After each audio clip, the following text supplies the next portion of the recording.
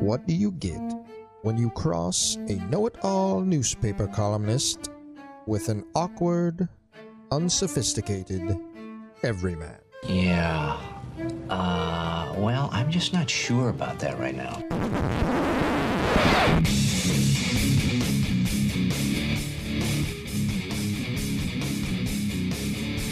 Welcome to Couch and the Rube.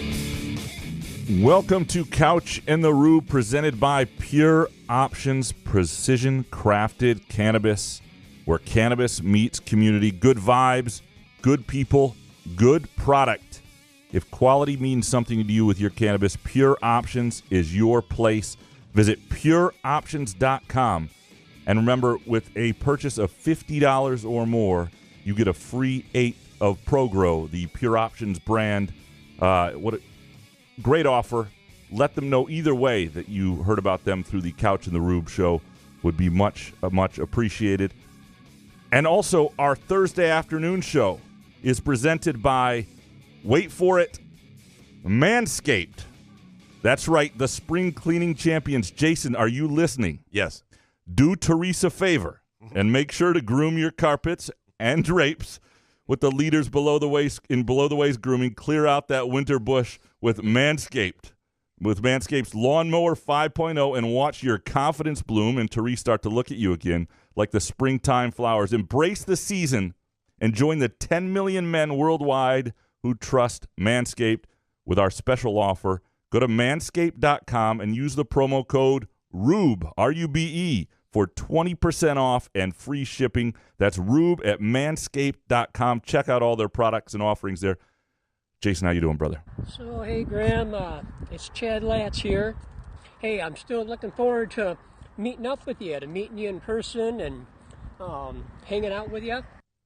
Oh, hey, buddy. Yeah, man, Chad's ready to hang out with you. And, man, we were so close last night. If that white kid from Northwestern would have hit that 3. By the way, shout out to Manscaped for the promo code. I appreciate that. And shout out for the live reads Graham's going to have to do for the next month. So it's going to be fun. Yeah. But, yeah, Chad Latz is excited. I talked to him, so he's ready to hang with you whenever you're ready.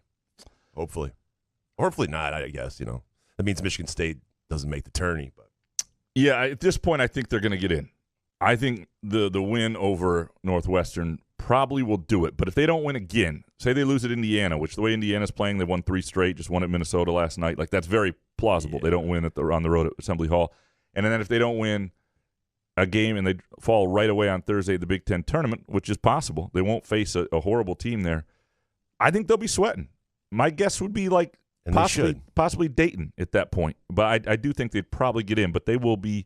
But if you're on the committee and you watch that game or you look at a box score of last night's game, it's absolutely disgusting. It's just funny to hear you say, like, oh, yeah, with that win last night, like as if it were some monumental great win. Thankfully, it didn't ruin senior night, but my God, we were this close from having Chad Latson almost in studio tomorrow or today. So, you say that they're in, and I get it, but like you said, I watched a little bit of Indiana after the state game last night. I just don't see. I mean, thank God Northwestern's ass. I know they're 20-10, 11-8 in the Big Ten, but they're boo-booey and a bunch of white guys. And I don't understand why it was so hard to take control of that game last night. This is the most frustrating team I have to say that I've watched in a long time, a Michigan State team. Well, let's get into that for a little bit. Before we do, we will have Brendan Quinn from The Athletic on in a little bit. We're going to chat. Hopefully he used Manscaped. 69 session's going to happen. I knew that was Hopefully coming. You both did. We're going to talk about his piece on Steven Izzo and the adoption component that, has been one of those things that he's been sort of searching for answers for his entire life. Really a great piece by Brendan on The Athletic. And we'll talk to him about MSU basketball and college hoops and all that jazz in a little bit. You're right that this – Northwestern, though, is not bad. I mean, they are a good team. They scored 88 on Michigan State the first time. Okay. And they weren't exactly full strength, but they've got a couple really nice players. They play with toughness. They've got cohesion. I think they're going to be okay after Boo Buie next year. I think he's got something there in the program finally that's a bit of a culture and a core. That Barnheiser kid, I probably didn't pronounce that right. Hold on. Give me some Hoff real quick. Sorry. Hoff.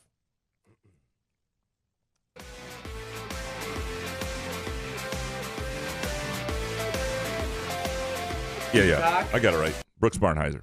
Really good player, physical player, determined guy. Like they've got a nice piece around a great guard. That's a good team. And to hold them to 49 points is they all played 40 minutes except for Hunger. Yeah. Well, Hunger and the bench guys. Like what? All right. It's just really depressing watching this basketball team, man. I was binge watching Full Swing 2 on Netflix, which is amazing, by the way. And I'm like, why am I? Oh, right, because we have to talk about it tomorrow. I was going to have it on the second TV, but I can't watch Full Swing 2 and the game, too. So they did interrupt that. But, man, I just don't know. I'm not really excited, especially some of the comments from the players last night. Malik Hall saying it's like a win, or I forget the exact quote Solari tweeted out. But it's just weird to hear these guys talk this way on March 7th. What was interesting to me, the comments that were most interesting that came out of the post game last night, were the stuff that Izzo said. Because, you watch MSU's offense struggle at times. They win a dicey, gritty game, right? It's not all that pretty. And then Tom Izzo starts talking about them having a run in them. And he uses the line that the party is just getting started, during the senior day festivities. Now, some of that is playing to the crowd, right? You had a tough game. You're grateful that you won, because that would have been a disaster. Even Tyson Walker talked about that. Like, there's no worse vibe than losing a game that may keep you out of the NCAA tournament, to lose 4 straight on for a senior class that's already, while people want to like them, they may personally they're frustrated with, and then to have to do that senior day ceremony would have been just unbearable for those guys and probably for the crowd. And I don't know how many people would have stayed. Maybe it would have been a good showing. But Izzo then doubles down in the postgame and starts talking about, I think this group has a run in them. Tyson Walker is somebody who can take us places. All this stuff that what I can't tell is, I do think he's happy to see this team win a different way than they have it sometimes this season with, rebounding and defending and that aggression. And they played with it against Purdue as well. So I do think he sees that, and okay, those are positive signs. But I also wonder how much he's just talking himself into a feeling that he's had, just about every year, and something that's played out plenty of times, and something that he always says right now, including last year, right? Last year they felt this way, and they got that Sweet 16 run. Everybody got that buzz. But this team is on a collision course with an 8 or 9 seed, which means you're probably playing in the second round a 1 seed. And I don't know how many 1 seeds this team is going to beat more than, 1 out of 5 times, if that. So how about an 8 seed they're going to beat? Right. It has to be that Izzo is trying to convince himself, because if you look at the box score and you watch that game last night and you think that this team has a run in it, you're insane. You're an insane person. I'm not saying that he hasn't done it before, but has he done it with a team this so discombobulated? With a point guard like A.J. Hoggard that keeps throwing up stat lines. And I know you tell him, keep trying to keep me into it with A.J. and going, I could see he's playing well in this instance, but I just can't keep watching A.J. anymore, man. It's really depressing. So my argument with A.J. would be this, and I got into this a little bit in the quick takes last night after the game. I do wonder if they had like a good, serviceable, strong presence in the paint, if a lot of guys would look better. They'd be winning more. They'd be playing for more. And so how we thought of A.J. Hoggard would be different, because they'd have 5-6 more wins, and he would have a couple more good games. But even as, he'd be looked as the point guard who was directing a team who was winning more. Some of this is just on them for not having enough of the right personnel. That's not on A.J. Hoggard. You can only lead so much, And then I do think Tyson Walker's injury has cost them a couple games. If Tyson Walker was the player he was in the first half of the season, I believe they beat Iowa and Ohio State, and the vibe is a little different. They probably have another win somewhere else. They were beating Minnesota on the road by 9 when he got hurt, or when he really aggravated that thing. So if you just take those 3 games, let's say nothing else different happens, and Tyson Walker never crumples to the floor at Minnesota with that groin injury. Speaking of Manscaped, right? I mean, you need something delicate. No, sorry. I'm starting to think about live reads and, manscaped.com and, the promo code Rube. Send something to Tyson. Anyway, but if that never happens and you take those 3 games, they're 13-6 in the Big Ten, tied with Illinois for second in the Big Ten. They're competing for like a 5 seed, 4 seed even if they had a good finish in the NCAA tournament maybe. And the whole vibe is quite a bit different even without the center position. So there are, and that's, look, A.J. Hoggard has his flaws, and if he was better, Michigan State would be better. I'm just saying, like, a couple other variables and how we see him and how this team is finishing, and you can pick one or the other, and you've got something, you've got a different scenario. And a name we haven't mentioned yet, Jaden Akins. I don't know what's up with this dude, because when he's at home, he seems like he just disappears. But on the road, he seems like he's better. But, man, he's way better than what the stat line he put up. I mean, do you give Akins minutes somehow to someone else? No, because Trey Holloman. I mean, I like watching Trey Holloman play basketball. Well, you keep playing Holloman. You don't do it at the expense of. Yeah, I mean, do you take any minutes away? Maybe 5. So, well, I mean, he just can't do anything at home. But yeah, it's tough because you're right. I mean, maybe a few minutes extra for Holloman and less for him. I mean, Holloman doesn't hurt you when he's playing like that. It's great, and you got to kind of read that. But you're ultimately not going to get very far if you don't have Jaden Akins shooting well. So you got to let him shoot himself out of it too, and you need him defensively, and it's a little bit of a scary proposition. It was interesting to hear Izzo last night too talk about the idea that the injury to Tyson Walker may have been more than he realized. Okay, Tom. And he was good last night, and he was great rebounding, and he did a lot of things. But I think his outside shot has been affected, lift or whatever it is, by that injury. So shoot 21 times. Well, yeah, you know what I mean. Like, I don't know who to blame. Izzo wanted him to shoot more. I mean, I don't think there were bad shots. You need Walker to be really good. I mean, the problem last night, and I don't blame them for missing shots, is you ultimately need a couple of these guys to make shots to have a chance. You need Tyson Walker to make shots, and you need Jaden Akins to make shots, or this thing ends pretty quickly. And you need to play Northwestern at home. Northwestern's not that bad. They've lost these guys last year at home, and they lost. That doesn't make Northwestern a world beater because they beat Michigan State like that. They're like the 4th best team in the Big Ten. I know, now. but watching Northwestern, I'm saying if you're going to perform the way you did last night, shooting 11% from 3, thank God it was against Northwestern. A lot of other teams in the Big Ten would have beat Michigan State last night. So I know you think Northwestern's great and all that, but no, you're right. In a full strength, Northwestern might have with Ty Berry, who had I think, what do you have, 22 points? I can't remember exactly what he had. But he had a lot of points the first time they played. And he was out for this game. So, yeah, I mean, a full-strength Northwestern might have beaten And it Michigan just, State. I mean, as you're annoyed by this team, and then to hear Tom in the post game and giving these excuses, and then hearing you, kind of saying, like, well, Northwestern's tough, it's just frustrating because I feel that these guys are better than what they're producing. I don't care if it's Sissoko's problem, AJ's problem, Jaden Akins' problem. It's like they are not a good unit together. They're not good together. That must be what it is, right? Or is it coaching? I mean, where is this? There's something happening with this team. If you want to blame it on injuries, it just seems like there's a lot of excuses coming, and we can't just go, this team stinks. Well, a couple things. One, I do think people have to, at this point, pretty obviously change their, and I think they have, changed their expectations, right? Yeah. Oh, yeah. But I think when you don't hit shots, when you have 2 shooters, and 3 really with Holloman, and then Booker's kind of the 4th guy on that, but when your primary 2 shooters and your 2 shooters in the starting lineup shoot the way neither of them hit a 3 and shoot the way they did last night, everything's going to look ugly. The fact that they didn't kind of cave to that when everything was going wrong. I mean, this was the James Madison game in a lot of ways. And Malik Hall, to his credit in the second half, was like, fuck this, and took over. And, I mean, 17 rebounds is a really good number for him. 19 offensive rebounds on the game is a determined effort. I don't care who you're playing. That's something they haven't done all that well. Walker living on the offensive glass when he wasn't hitting shots, trying to score in the post. I think there was a lot of A.J. Hoggard who, obviously didn't have a great game, but scored all 6 of his points in the second half. They cared. There was no question that they freaking cared. Well, sometimes, you can look at a team and go, how much does this really matter to them anymore? But you just said it. It's like Malik Hall looked and said, what the fuck are we doing here? And so then he had to do those things. Like, why don't you do that before the game and go get off to a fast start? That's the frustrating part as a fan watching those guys. Like, I know Malik Hall is a player. I know that he could do those things. Well, why isn't he doing it on a consistent basis? That's the only problem. I mean, 37 minutes? Like, holy hell. You have to ask a lot out of Malik Hall. And now you've got a situation where, and Hall even brought it up. He said, he talked about the previous Northwestern game and said people were still bringing it up, and that he wanted to give him something to talk about.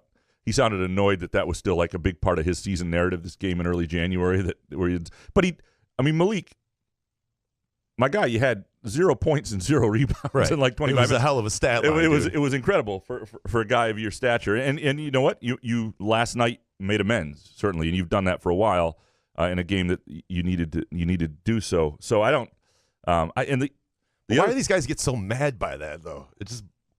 Like Izzo gets mad about little things. Malik, I mean, you're mad about a 0-0-0-0 stat line in 30 minutes. Like, sorry. But I think if you're Malik Hall and you've had the games that he's had since, you're like, why is this what's being harped on? And I think ultimately what it comes down to is there's just been a number of underachieving moments, it felt like, for this team. So those moments get harped on. If there hadn't been, if the Minnesota game hadn't happened, if they hadn't lost to Iowa and Ohio State the way they did, then people would look at things differently. The other thing that's tough for this team now is they've had some bad luck with timing this year on when they played teams, in terms of, like, they played Wisconsin when Wisconsin was battling for like a 3 seed in the NCAA tournament. They were beating everybody. They looked like a Big Ten title contender. Wisconsin's been on this semi-free fall since, and they're still a tournament team, but they're going to themselves be like an 8 seed. And Michigan State got them both sort of when they were playing really well. Now they're getting Indiana, who's sucked it a lot of times this season. At a time they've won 3 straight. Xavier Johnson's healthy and playing really well at point guard.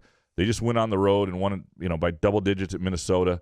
Like, that team is, if you watch them play, they're not bad all of a sudden. And so that's when Michigan State gets them. I thought, if you had asked me 2 weeks ago, one of the things I thought was to MSU's advantage was they were going to get Indiana, a team that maybe had quit, was ready for it to be done, questions about their coach. Now they've said the coach is coming back. They're playing well. They think they got an outside shot at the tournament. They've won 3 straight. Xavier Johnson's probably trying to prove he's a pro, and Michigan State goes into Assembly Hall on the final Sunday of the year. That ain't ideal. And that's why that Northwestern game was so big, because I think these guys feel the weight of the 25 straight NCAA tournaments and all that stuff. I think they don't want to be. I think that's a heavy thing to carry when you get close to the line and you feel like you're underachieving. Like, I can only imagine what was in their heads when Northwestern gets the ball with 16 seconds to go, and they've just seen Ohio State come back and hit a game winner to beat them, and they give up a 3, a pretty good look that goes off the back iron. Like, I thought that 3 was going. I almost wanted a camera on your face just in case if that went down and the 3 takes had to just go flying up in the air. I worked very hard at making the three quick takes somewhat flexible last night. It was there was going to be a lot of rewriting and a lot of changing. There was rewriting. There was a Chad Latz thing going on. It would have been epic to see your face. It was going to be something else. It was Anyway, it was yeah. They live to fight, and I think they're probably in the tournament. If they don't win another one, though, I'm going to tell you that Selection Sunday is going to be tight. It'll be a sweat. And we're going a little later. You and I are going to play a game about after our interview with Brendan, just about situations like this and things we remember. And times teams have either made us sweat, disappointed us, changed their narrative late, things like that. We will get into that, of course. Now, if this Michigan State team is something that is driving you insane, if you cannot stand another 53-49 game without a little bit of help, I'm telling you, Pure Options is the way to go. Pure Options can rescue you. It is the perfect solution to Michigan State basketball right now. One of the cool things, Jason and I went on a tour of Pure Options early on before they even came aboard as a sponsor, and I'm telling you right now, it is impressive. Their main grow facility, the care, the detail, the cleanliness, the size, the expense, the number of plants, the quality of strains, it is above and beyond. You'll experience that quality when you visit Pure Options, any of their locations, Lansing, Detroit, Mount Pleasant, Muskegon, and let them know Couch in the Rube is where you heard about them. And if you spend $50 or more, you get a free 1/8 of ProGrow, one of their in-house brands. Very cool offering. Go to pureoptions.com to learn more. And we are going to take a really quick break now. When we come back, Brendan Quinn from The Athletic. We'll talk some MSU hoops. We'll talk about a Steven Izzo piece and all that good stuff. Couch in the Rube, presented by Pure Options Cannabis and our friends now at Manscaped. Hey, sports fans, are you tired of the same old routine? Looking for a way to unwind after a long day? Look no further than Pure Options, the premier destination for all of your cannabis needs in Lansing, Detroit, Muskegon, and Mount Pleasant.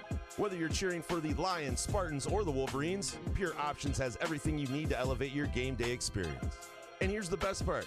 Mention Couch in the Rube when you visit Pure Options and get a free GoPro 8 with a $50 purchase. It's our way of saying thank you for being a loyal listener. Swing by Pure Options today and elevate your cannabis experience to a whole new level.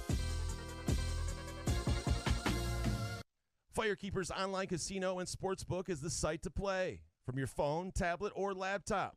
Get in on all the football action with pre- and in-game wagering. There's showdowns every week in football that you can't miss. Plus, the college and pro hoops are red hot, and the pucks are cool. Get your first casino deposit and sports wager matched up to $500 each. Terms and conditions apply. Must be 21 or older and located in Michigan. Gambling problem? Call the Michigan Problem Gambling Helpline at 1-800-270-7117. Where else can you cheer on your team, enjoy a mouth-watering burger or savory sushi, sip on handcrafted cocktails, or one of 46 beers on tap? Take your game day or date night to Cask & Company Kitchen Bar or Front 43 Neighborhood Pub near Frandor. Two amazing places with one awesome blended modern American Asian menu. Catch the game on one of 30 60-inch TVs or stop in for the all-you-can-eat lunch buffet. Enjoy happy hour or elevate your night out at Cask & Company or Front 43 on East Saginaw in Lansing. Ever wonder how comfortable you can be and how good you can look? Put on a Muskox flannel and find out. Muskox has new arrivals for this fall, including the Caper Green Grand Flannel, which even makes Couch look good. Muskox is a Detroit-based flannel company that creates soft and durable flannels made to last a lifetime. They become a great partner with Couch in the Rube, not just because they make us look good and feel good, but because they're good people too, and a socially conscious company. For every $100 purchase, $10 is donated to the Alaska Wildlife Conservation. Muskox flannels are designed with 100% cotton that is ethically sourced and double brushed for softness. Feel the quality and comfort of a Muskox flannel by ordering at GoMuskox.com, where Couch and the Rube listeners can enjoy $15 off their flannel purchase with the promo code HOFF. Find Couch in the Rube podcasts on Spreaker, iTunes, iHeartRadio, Spotify, YouTube, Facebook, Google Podcasts, CastBox, and the Rube's favorite podcast addict.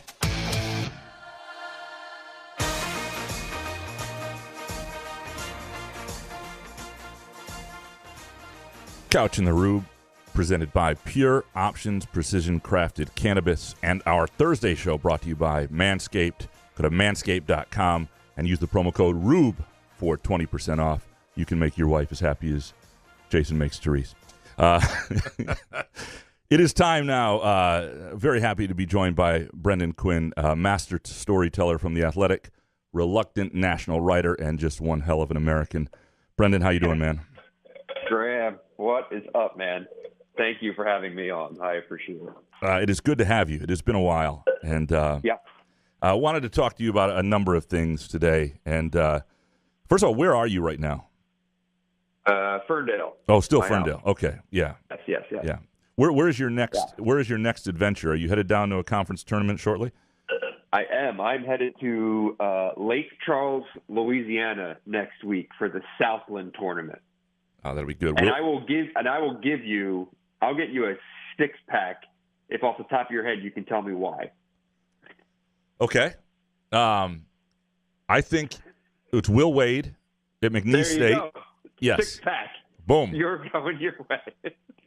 Yeah. No, it's yeah. I had a buddy who covered McNeese State for a while, and okay. Yeah, and the right. school of Joe Dumars. That was a good pull because not many people even realize that Will Wade's back in college basketball, let alone at McNeese State, let alone the fact that McNeese is in the Southland. So good on you. You're a true. And I'll be honest, in the NIL era, Will Wade is now a very hireable coach. A lot of places it'll be an interesting future for him because everything that he was accused of doing is now allowed and something that's encouraged for the most part. That's right. In some ways. All right. Well, the first thing I wanted to get into just a wonderful piece, fantastic piece on Steven Izzo titled "A Hall of Fame Coach's Son Got His Fairy Tale Ending. Now he wants to know how the story began."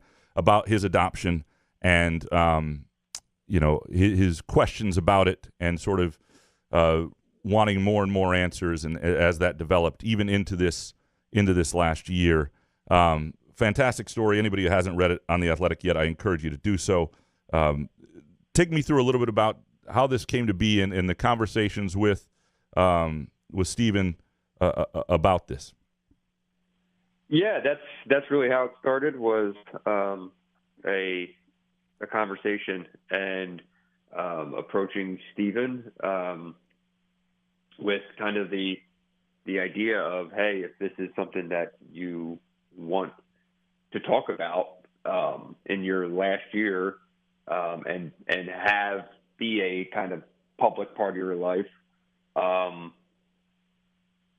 this would be the time to do it. And we talked about, someone with his name talking about his journey being an adopted child and understanding identity and understanding kind of his place in the world and trying to balance the fame of his name and the curiosity he might have about, how this all came to be, could probably help, a lot of people. And I can talk about this in a little bit, but the response from especially adoptive parents and adoptees has been amazing in the last 3 days. So, that's all credit to him for having the courage to talk about it. And, it's just, I don't think we realize just like how much like adoption is just a thing that a lot of people just don't talk about. And, that's one of the things that Steven said, that, he always felt like everyone knew, because especially in Lansing, it was a big deal when it happened in 2000, and everyone's kind of known it, and it was known in his high school and things like that, but it just wasn't talked about. And that in turn made him kind of feel like it's something that shouldn't be talked about. Right. And so these are the conversations we had early on. And I basically told him, look, I'll come up basically once a week for the next 6 weeks, and we can just talk and we can kind of unpack your life and your journey and all this stuff. And so that's what we did. And so we spent a lot of time together, and the more comfortable he got, I think the more willing he became to share, and the more willing he became to share, the more kind of invested, I think, in the story he became, and realizing that this was kind of a chance for him to tell his story. Because I guess something I told him, like, buddy, I'm not in this story. Like, yeah, my name will be at the top, but like these will all be your words, just rewritten by me. Like, I'm not in it. I'm not getting, you know what I mean? And it's kind of your chance to say what you want people to know about you, because as you certainly know, like, there's nothing worse than when you see someone get turned into a caricature.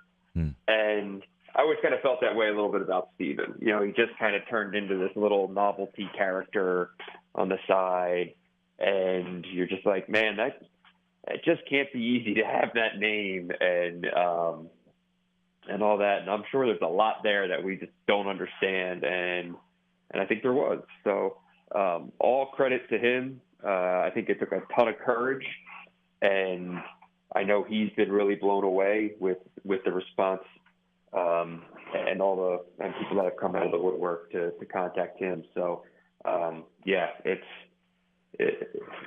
all a credit to him. Well, you were an ideal vehicle to tell it, though. I mean, and some of the detail in there from the painting of the picture of just like Lupe Izzo over the dishes, when 8-year-old Steven asks about his adoption and she calls Tom, those sort of moments I think really bring it to life, and I think make them relatable as a family, and really tell the story. Was there anything when you're doing one of these long form pieces where you get to really spend some time with somebody and get to know them, and there are conversations you have where you feel like, oh, that just sort of, I mean, I got some more stuff, but whatever. But then there are days where it's like, okay, wow, he said that. Was there a moment where you said this is really interesting, this could be really good, where he really began to open up for you? Yeah. So I going into it, I really thought that the crux of the story was going to be identity and how he dealt with having his last name and the very natural questions when you know that biologically you do not have that name. You know what I mean? And then it took on very different shape. I think it was about midway through the process of our conversations when he told me about what he did last summer and him getting to the point of pulling out the box with all of his adoption records and the information about his biological mother and biological family, and really starting down the road of finding out, where it came from, and quite literally putting a face to the name, and him searching online and actually locating his biological mom. Like that did not come early in the conversations. That came later, and that's when the story itself kind of took on a very different shape. And I didn't want to make the whole crux of the story, will he or won't he eventually meet his biological mother, but more so like, this is where he is now. And this is where a lot of people who go through this process, just based on counselors that I've spoken to and some of the just kind of work on the side, just kind of trying to have a better understanding of children of adoption, that kept coming up is, similar points in people's journey, regardless of age. It can be something that happens at 12. It can be something that happens at 55. And just when you start to really understand those aspects of things, and then realize that, like, Steven is just right in the throes of a really important moment in his life where he's opening doors and he is starting to be more comfortable, like acknowledging it's okay to be curious.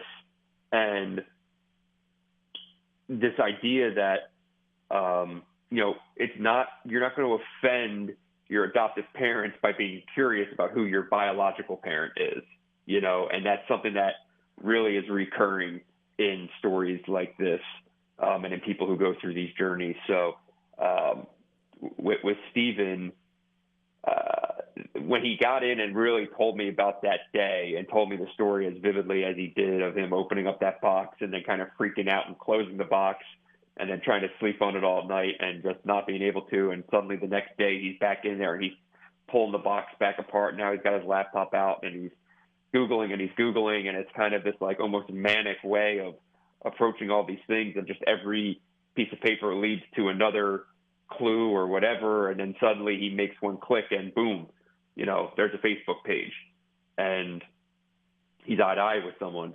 and just kind of the moment, and then him telling Tom and Lupe about it and his sister Raquel, and then getting that version of events from Lupe and just that whole day, and that's when the story really changed. And the other one I'll give you on this is when, at very end of the process, the writing process, I went up and sat at the house with Lupe and Steven, and we were just kind of going through, I didn't give like a copy of the story, but it was, look, this is what's in here. This is what I think I'm going to use. And I just want you to know, you saying it's okay that this is public information is different. You're going to feel different about it when you actually read it on a screen. This is going to be a very different thing when you read it and you realize that everyone else is reading this. So I just want you to be perfectly clear what is in here, what it's going to look like, et cetera, et cetera.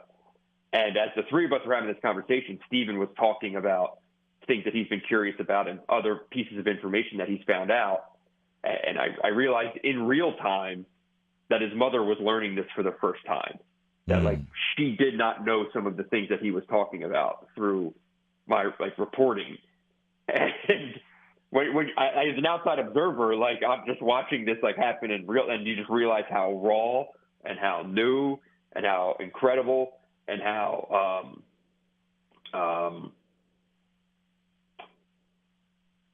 I think just like a release from both that they're getting to kind of finally talk about these things openly. And that's when it was like, man, you better not screw up this story, because this is some very real stuff happening here. And so yeah, those were the two times where the story just really kind of took a turn, and you're just like, didn't really see this part coming. Those are both the best and worst stories, when somebody really trusts you with something sensitive and important to them, and then also terrifying when there's a lot of pressure to deliver. Well, you did, and per usual, again, I think a lot of people listen here have read it. If they haven't, I would encourage them.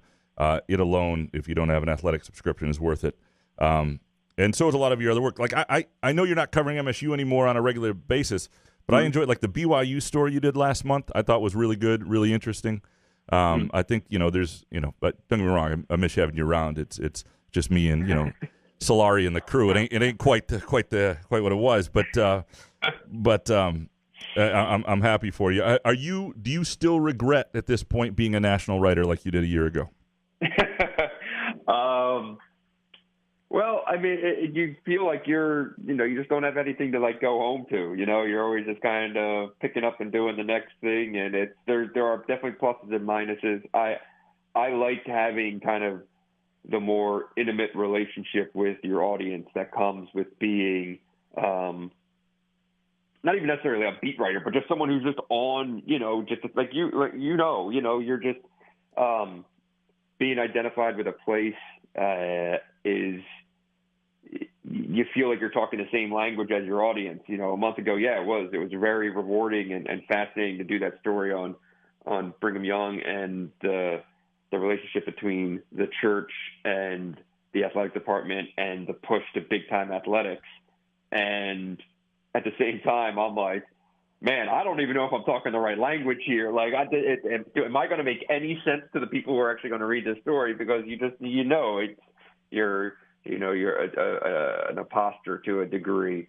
So, parachuting in is tough. And when I grew up in Philly reading, national stories on people related to Philly, I'd always kind of, read it with a little edge of, this guy doesn't know what he's talking about. He's not from here. So, do I regret it? No, but it's just different. It's just different. How much MSU basketball and how much Michigan basketball have you gotten to watch this year? A decent amount. I'd say when they're on, if I'm home, I still watch both.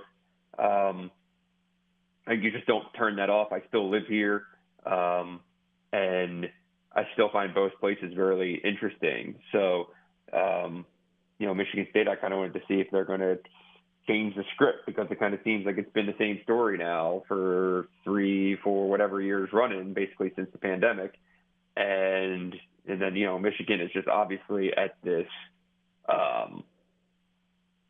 just inflection point. I don't even know what you want to call what's going on at Michigan. It's just, the dam feels like it's about to break, and where does it go? And 6 weeks ago, I thought they were just going to kind of, peter off to the end and finish with 7 or 8 league wins, and okay, let's reboot the program. But this thing's going so bad, so fast. And then you add the Sanderson thing, you add this kind of bizarre Doug McDaniel thing, you add just the vibes are terrible. You got Purdue fans filling Chrysler. Like, it's so bad that I'm now like, I don't know if he survives. I don't know what they do.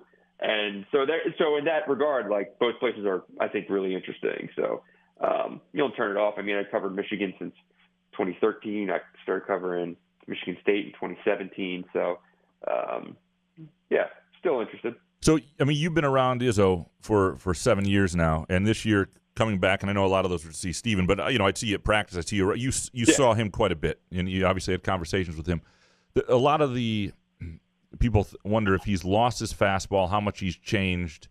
And obviously I think he does wrestle with trying to program build the way he's always done it versus this new era. And I do think this year and sort of what's happened at the center position will be a wake-up call for him. He knows he didn't really give this team a full chance. But I'm curious, when you've watched him this year, have you noticed differences in him from when you began covering them, or when you were covering the team regularly, and or just in your conversations with them, notice anything?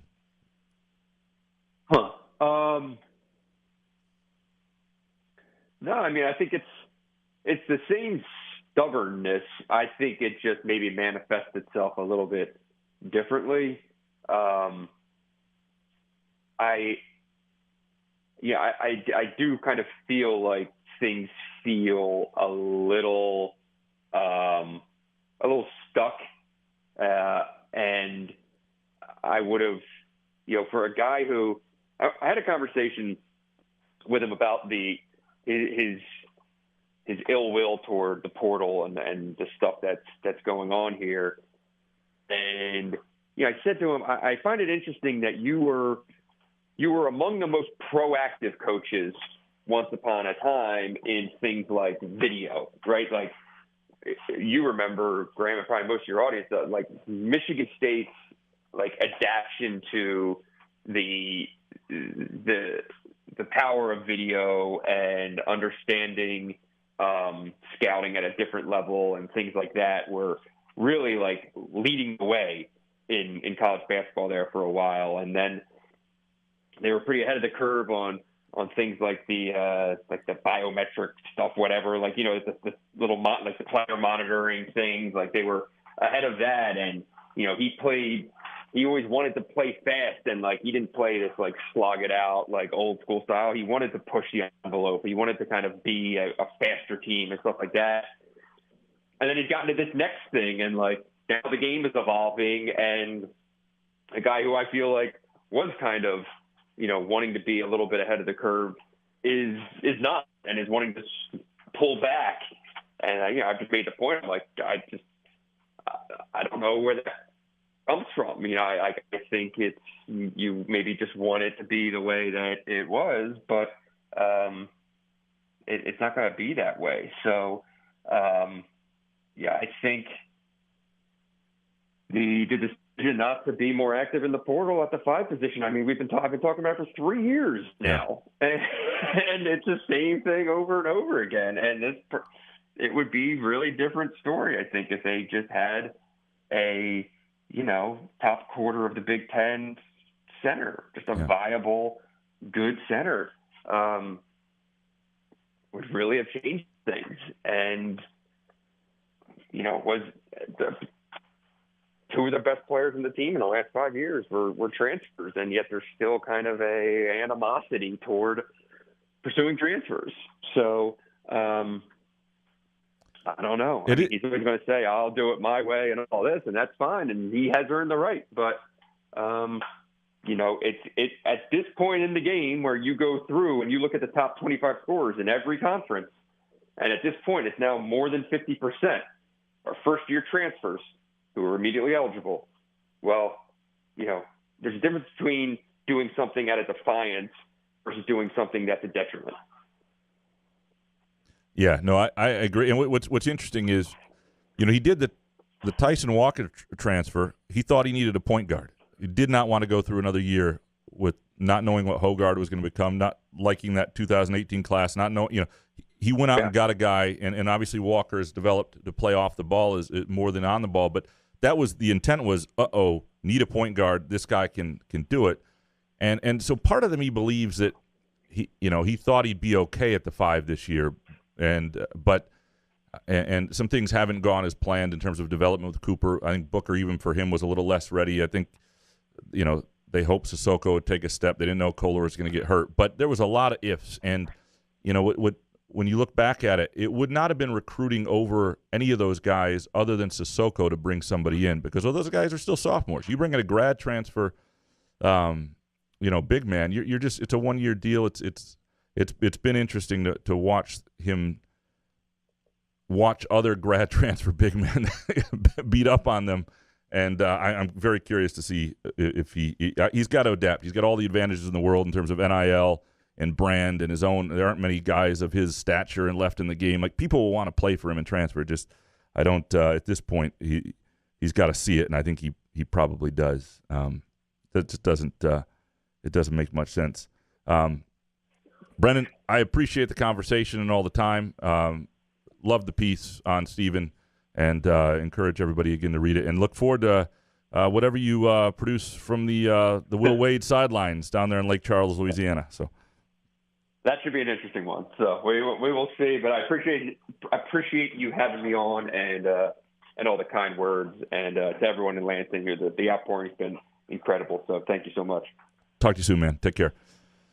Yeah. That is the great Brendan Quinn from The Athletic. And, of course, you guys all know how I feel like about him, and Jason will tell you. Get your Manscaped tool out. Yeah, there you go. What a session that was. I do want to I also want to give a little bit of just backstory on stories like this on Steven Izzo. Fantastic read. And, you know, there was a part of me when I realized he was doing it that was a little bit like, you're a little envious that you didn't tell that story, right? That's natural. Now I like Brendan. We've you know, propped each other up. We've competed at certain degrees. He's a writer of a class that I am not in certain ways. But when he said I had to drive up and hang out with Steven 6 times, once every 6 weeks, like I can't imagine asking for that kind of access. So those are the advantages of his role now, is the time to just, you know, do that. Now, that's not that somebody like me here doesn't have the ability to do that, though. But I do also want to give credit to Nate Atkins, former Lansing State Journal storyteller, who wanted to do this story during the pandemic in 2020. I think it was 2020. It was 2021. Whenever Steven wasn't ready to do it. But I'm also glad Steven waited, because you just look how much more it's developed. And you know, even the last summer when he's, you know, rifling through those files and everything, that was, you know, 3-4 years later than that. And so it's he wasn't ready at that time. He right? wasn't ready. I mean, that's a lot to go. Like watching last night, all the things that he had to go through and the interviews, and he wasn't ready. No. He's always gracious and stuff. I can't imagine just talking about the same thing. I was curious. Wait, we do it here. It doesn't surprise me that Quinn got it, though, because from talking to Steven, and I'd gotten to know him a little bit over the last 2 years, especially doing the piece last year and then a little bit this year, you could sense him getting more and more comfortable with things.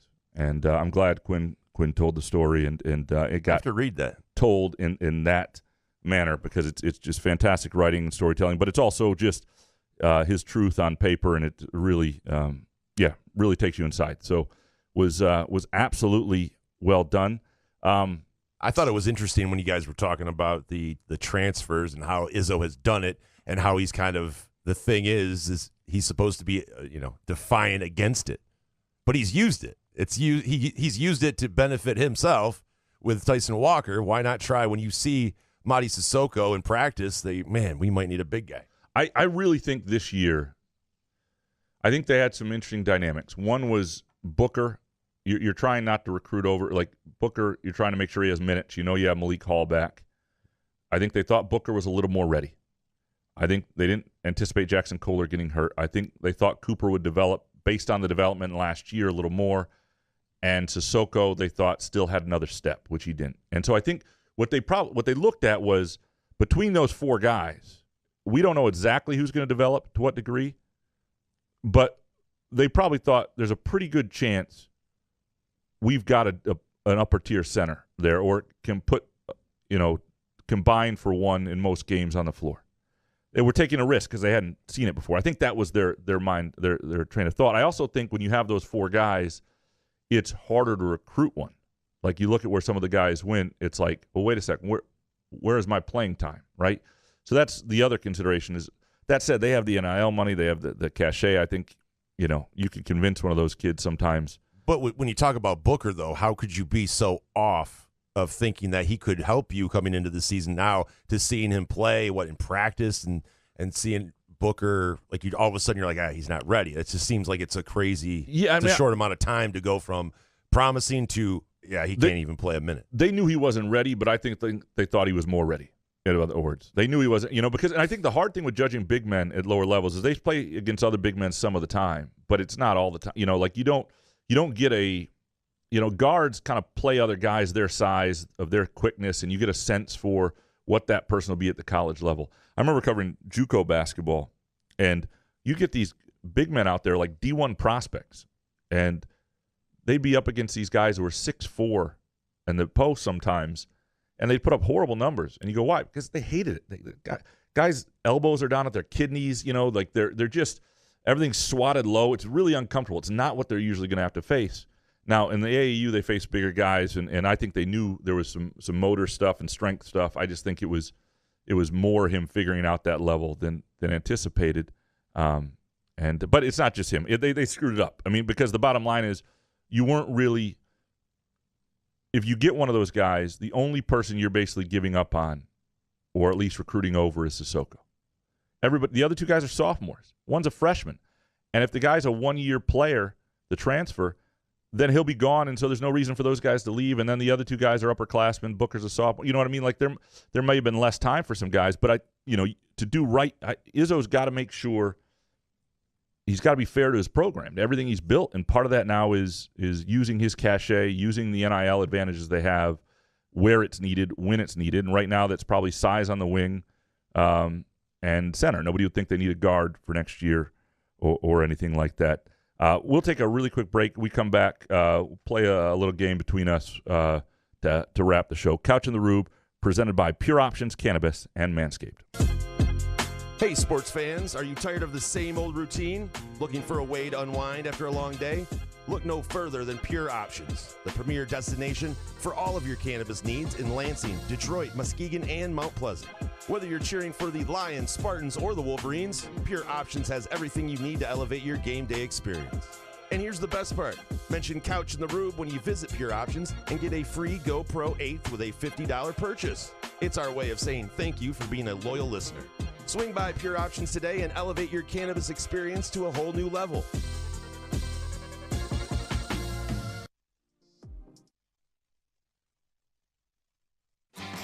Come enjoy irresistible, award-winning, handcrafted donuts and locally roasted coffee at Groovy Donuts. Surprise your family or coworkers with special holiday designs and flavors, or put the perfect finishing touch on an event with a custom order. Birthdays, weddings, gender reveals, our friends at Groovy Donuts are your answer. Experience the Groovy Donuts difference for yourself on Lake Lansing Road in East Lansing or in Williamston. Get more information or place an order at groovydonuts.com. Firekeeper's Online Casino and Sportsbook is the site to play from your phone, tablet, or laptop. Get in on all the football action with pre- and in-game wagering. There's showdowns every week in football that you can't miss. Plus, the college and pro hoops are red hot, and the pucks are cool. Get your first casino deposit and sports wager matched up to $500 each. Terms and conditions apply. Must be 21 or older and located in Michigan. Gambling problem? Call the Michigan Problem Gambling Helpline at 1-800-270-7117. Find Couch in the Rube podcasts on Spreaker, iTunes, iHeartRadio, Spotify, YouTube, Facebook, Google Podcasts, CastBox, and the Rube's favorite podcast addict.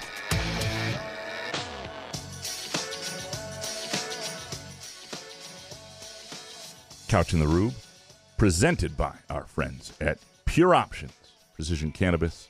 Go to pureoptions.com and $50 with any $50 purchase, get a free eighth of ProGrow, one of their terrific in-house strains of cannabis at Pure Options. And also our Thursday show brought to you by Manscaped. If you're one of the 7 women who listens to this podcast, great gift for the man in your life.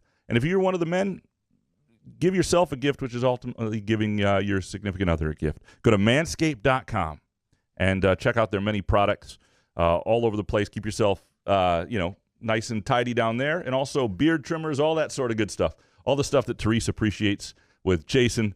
Manscaped.com, promo code RUBE for 20% off for Couch and the Rube listeners. All right, Jason. I'm hairless, by the way. I love those things. Yeah. Yeah, thanks, Manscaped. There you go. Like a naked rat. Yeah. Not going to be part of our promotional images. We'll keep those separate for people. Wanted to do something to wrap the show here.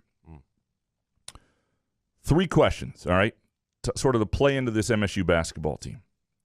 The most disappointing you've ever been in a team you had high expectations for. We'll do that, number 1. The athlete who changed how you think of them with a late run or great performance in a big game. And lastly, to go along with the idea that MSU could be sweating it out on Selection Sunday, the most nervous you've been about a team entering a game or selection show or any period of time. But let's start with number one, we'll both do this. The most disappointed you've ever been in a team you had high expectations for. Any sport, any team. I think I have to go back.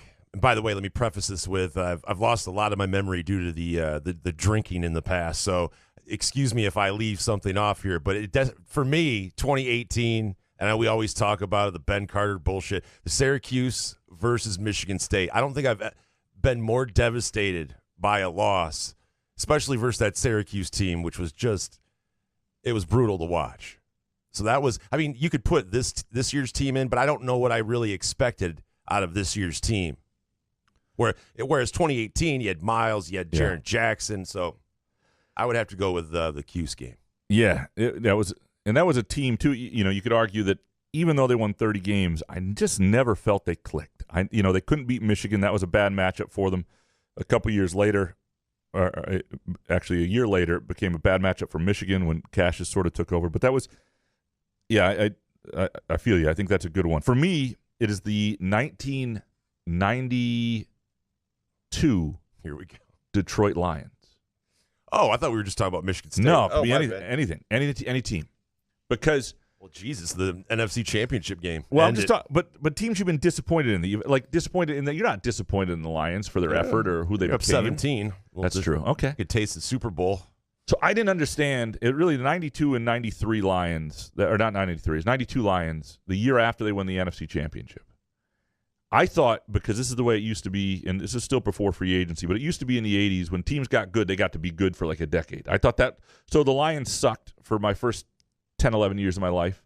They get to an NFC Championship. They go 12-4. I just thought, this is how it's going to be now. And then the next year, they weren't very good again. And I just remember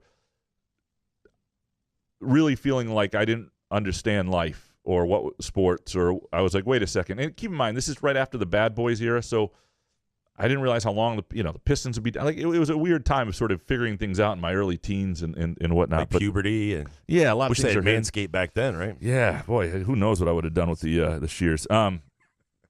Anyway, all right. Second question: the athlete who changed how you think of them with a great performance or a late season run, just changed them late in the year. And this is sort of the A.J. Hoggard question: could it happen, or this team, or whatever? Again, I thought this was going to be sort of focused on Michigan State, so I have to go with what I have here. It has to be Kenny Goins, right? In the Duke, Duke, and then against Texas Tech in the Final Four. I mean, Kenny Goins, I don't know if people remember how much he was like despised and hated for a while, and that Duke game kind of turned the whole thing. Now, a Texas Tech game, I don't think he scored or whatever. It wasn't great in that game, but you know what I mean? I mean, from a guy going to where he was, and Kenny Goins is actually a factor in possibly winning a national championship. I think that was pretty crazy. Yeah, his story is because Kenny Goins has a weird track. Like, he was liked as a freshman, as a young player, redshirt freshman, because he was like the gritty four-man who could, he didn't really shoot a lot, but he get some rebounds, do some things. He would really help this team, like as a redshirt freshman, this Michigan State team as a reserve. And then he gets stuck playing center as the starting center, and he is the fans are totally frustrated because Nick Ward is the guy who scores but doesn't always defend. And so Goins plays half the game at center and is too small. It wasn't his fault, but he's just too small. That team didn't have a big to where he finished. I totally agree. I mean, he is one of the guys who will never have to buy a beer in East Lansing for that shot he hit against Duke and what he was that final year. For me, it's Travis Trice. It's still Travis Trice is a freshman, sophomore. I'm trying to remember what he was. Freshman year would have been 2011-12, and I was still working for M Live. That was the only season I worked at M Live. And Diamond Leung, who is my beat partner, we used to lament who was going to have to write the Travis Trice ankle injury update, because you talk about negative page views. Like, nobody wanted to read about that. Nobody in the fan base gave two shits about Travis Trice, the prospect. Update. Yeah, you know how I do freshman thoughts? Yeah. Like freshman thoughts, I do that because people like reading about the freshmen. There's where the hope is. Even guys who aren't big prospects. I'm telling you right now, nobody wanted to ever read about Travis Trice. He was no freshman thoughts would have existed if Travis Trice was like the main freshman. And he was. I mean, Brandon Dawson was a freshman on that team. It was, there was a lot to it. But even as a senior, I remember writing a column that was pretty critical of him and Denzel Valentine, who was a junior, when they lost at Maryland, and just sort of the lack of understanding that these guys are the guys. They were going to have to take over. And he was sort of a guy who had been elevated to to big-time status by the fact that there was nobody else and just wasn't quite good enough or ready for it.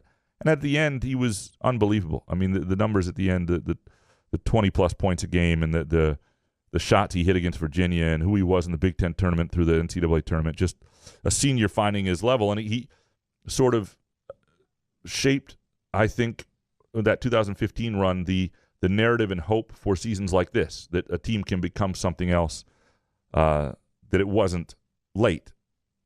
All right, and that brings us to the final one. The most nervous you've ever been entering a game. This is the Selection Sunday, perhaps, for Michigan State. Could be a Selection Sunday worried about a team. Could be a game, about any team ever. Like, you had real butterflies and nerves you can remember. Well, definitely the NFC. I mean, if we're going to talk about any kind of sport, the NFC Championship game. I mean, I was trying to do things to make myself busy and all sorts of shit, and I just ended up staring at the ceiling for about 2 hours waiting for that game. But I went Michigan State, so I'm just going off my memory here. Definitely, I remember this game, the Butler game, just because I know that Michigan State team, they were kind of on edge all season long. But remember the teams that were out of the tournament, the big name teams, and if you beat Butler, I know that their record was 33-4, but I just felt like that was Izzo's chance to get that second natty, and I remember just being up and being so worried about that game because everybody was looking at Butler like small school, like what are they going to do? But so yeah, that was definitely a bummer. Yeah, that was the weakest Final Four he's been a part of, I think. And so it wasn't – obviously Kalen Lucas got hurt in the tournament, and if that doesn't happen, they probably win it. Because that Duke team that won it, that beat Butler in the narrow game was not any better than Michigan State either. And that was not the best Michigan State team either. But, that's the other thing. Timing is so much a factor. There have probably been 6 other Tom Izzo teams that would have won a national title that year that team couldn't. For me, it's I go back to the 97, like January of 98, whenever that first Super Bowl the Broncos won, the end of sort of my Elway love. It was, and I missed this feeling as a fan of being able to feel like this. Just, I'd seen him lose 3 Super Bowls in like my real youth. I'd seen them blow that game to Jacksonville when they had been the top seed, in the playoffs a couple years earlier. I didn't know if it was ever going to happen. I wanted it so badly.